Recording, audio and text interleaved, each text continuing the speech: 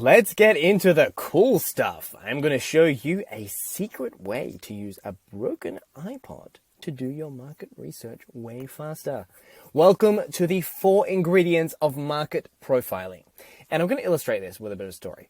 When I was at my brother Benjamin's house a little while back, he's a great cook. He showed me this cookbook that he had. It was called Salt, Fat, Acid, Heat. It's quite popular. I think they even made a Netflix show based on it. And the premise of this book is that all cooking can be broken down into these 4 basic elements, right? Salt, fat, acid, and heat. And by tweaking them, you can basically do whatever you want with your cooking and, whatever. Take control of it. I haven't read it, admittedly. I just flicked through it a little bit. I'm an amateur cook at best. But what I think is, the reason I'm telling you this is that I believe you can take the same approach and apply it to how you profile your market. So instead of something like this, remember I showed you this earlier on. I was saying, I don't believe you need to get that crazy with knowing your market all the time. Like, you don't need to do this infinite research. Well, the model I use instead is this. That there is a broken iPod. And so I call it an IPTO. I don't even know how you say that. I'm sorry. It's a dumb joke. But it stands for Identity, Problems, Dreams, and Obstacles. That's the IPDO.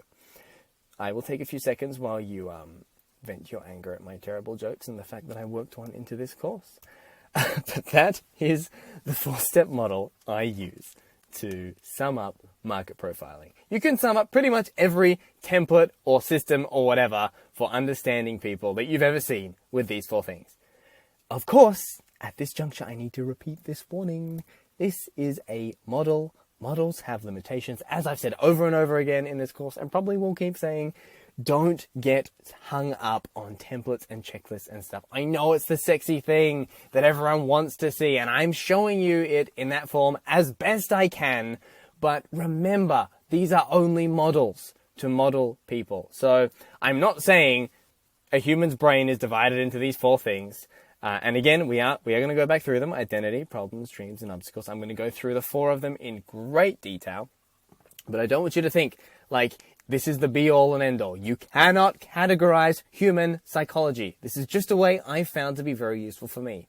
So, and again, no one uses their own system 100% anyway. It's just a model. So just understand that as we go through this. If someone else in their course calls these things different names, if they split one of my categories into 2 or 3, fine. Ultimately, this is about what works for you. But let's get into that model and I'll show you how it works.